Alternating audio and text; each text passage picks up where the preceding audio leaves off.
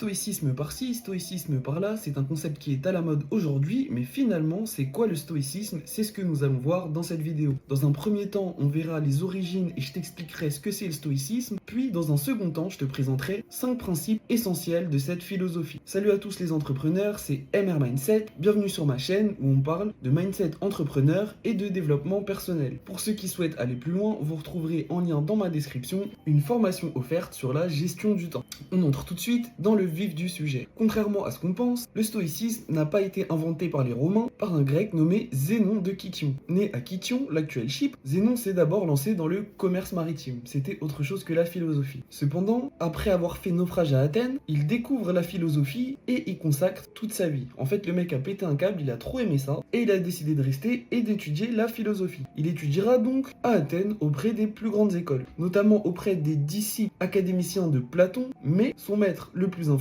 Cratès de Thèbes, rappelez-vous vos cours d'histoire du lycée. Donc après avoir écumé toutes les écoles de philosophie, Zénon fonde sa propre école en moins 300 avant Jésus-Christ, le Stoa Poikilé, en grec ancien, qui donnera aujourd'hui stoïcisme. Zénon enseigne une philosophie où il prenait la rationalité, la maîtrise de soi et la vertu comme chemin vers le bonheur. Il pensait que l'univers était gouverné par une raison divine, le logos, et que les êtres humains doivent être en accord avec cette raison pour atteindre la vertu, autrement dit le bonheur. Il croyait réellement que les émotions destructrices étaient issues de jugements erronés, faux, et que la sagesse constituait à apprendre et à maîtriser ses émotions pour vivre en harmonie avec la nature. En fait, il pensait déjà au mindset. Bien que la majorité de ses écrits originaux aient été perdus, ses idées ont été développées par ses successeurs tels que Cléant, Crispy et plus tard par des auteurs romains comme Sénèque ou le philosophe empereur Marc Aurèle. Donc en fait, chacun a ajouté sa pierre à l'édifice du stoïcisme. On va maintenant aborder les principes fondamentaux de cette école philosophique. Je vous invite d'ailleurs à les appliquer dans votre quotidien, cela pourra vous apporter un petit peu plus de clarté. Principe numéro 1, la vertu est la seule source de bonheur. Les stoïciens croient que la véritable source du bonheur vient de la vertu, c'est-à-dire de l'excellence morale, la sagesse, le courage, la justice ou la tempérance. De mon point de vue, ça voudrait dire que si vous vous comportez bien à l'extérieur, eh bien vous vous sentirez bien en vous-même, c'est tout à fait logique. Principe numéro 2, contrôle ce que tu peux et accepte ce que tu ne peux pas. L'idée centrale est de faire la distinction sur ce qui est sous notre contrôle, pensée, action et réaction, et ce qui ne l'est pas, le comportement des autres ou les événements extérieurs. Les stoïciens enseignent que nous devons nous concentrer uniquement sur ce que nous pouvons contrôler et accepter le reste avec sérénité. Alors là, je vais faire une petite parenthèse, c'est un concept que j'applique moi-même et que je t'encourage à appliquer également. En fait, pourquoi se prendre la tête pour quelque chose que tu ne contrôles pas? Tu ne peux pas arrêter la misère dans le monde, tu n'en es pas non plus responsable. Par contre, tu peux agir à ton échelle et aider les gens dans la misère que tu croises dans ta vie de tous les jours. Mais sinon, c'est pas la peine de se charger avec toute cette pression mentale qui est amplifiée par les médias aujourd'hui. Point suivant, vivre en accord avec la nature. Cela signifie vivre en harmonie avec l'univers en acceptant les événements comme faisant partie d'un plan plus vaste. Ça revient un petit peu à ce que je viens de dire avant, tout en alignant nos actions avec la raison et en étant en vibration. Donc deuxième parenthèse, aujourd'hui nous ne sommes plus en accord avec la nature, vous devez bien le voir avec tout ce qui se passe en ce moment. De plus, on n'a plus le temps de faire à manger, on a des problèmes avec la nourriture, donc si vous voulez appliquer ce principe au quotidien et de manière simple, prenez tout simplement le temps de cuisiner, ça va vous reconnecter à vous-même, à la nature, vous allez toucher des aliments et surtout avoir une bonne alimentation vous aide à mieux réfléchir. Principe numéro 4, la mort et la souffrance sont naturelles. Le stoïcisme encourage à accepter la moralité et les épreuves de la vie comme des réalités inévitables. La souffrance est perçue comme une opportunité de grandir en force et en sagesse intérieure. En effet, pas de bien sans mal, pas de bonheur sans souffrance, ça fait partie de la vie et ce serait trop facile si on passait notre vie à nager dans le bonheur. On en perdrait d'ailleurs même le goût parce que parfois c'est la difficulté à atteindre un objectif qui engendre le bonheur ressenti quand on atteint ce même objectif. Enfin, dernier point et point numéro 5, l'impassibilité ou l'ataraxie. Un stoïcien cherche à atteindre une tranquillité d'esprit en ne se laissant pas perturber par des émotions qui pourraient être excessives. Donc ne soyez pas impulsif, n'ayez pas peur, ne soyez pas en colère ou ne soyez pas anxieux. Cela ne signifie pas être insensible, mais plutôt maîtriser ses réactions émotionnelles. D'ailleurs, les gens qui maîtrisent leurs réactions émotionnelles font souvent de bons leaders car dans des situations critiques, ils savent se poser et réfléchir pour prendre les bonnes décisions. On en arrive donc à la fin de cette vidéo, je vous invite à vous abonner, à à cliquer sur j'aime parce que ça me prend du temps de réaliser tous ces montages. Je vous invite également à cliquer encore une fois sur le lien de la formation gratuite qui se trouve juste en dessous. J'ai également créé une formation, ça m'a pris plus d'1 an pour les gens qui souhaitent entreprendre en partant de zéro. Vous pourrez retrouver le lien de cette formation sur mes réseaux sociaux ou contactez-moi directement. Donc je vous remercie et passez une bonne journée.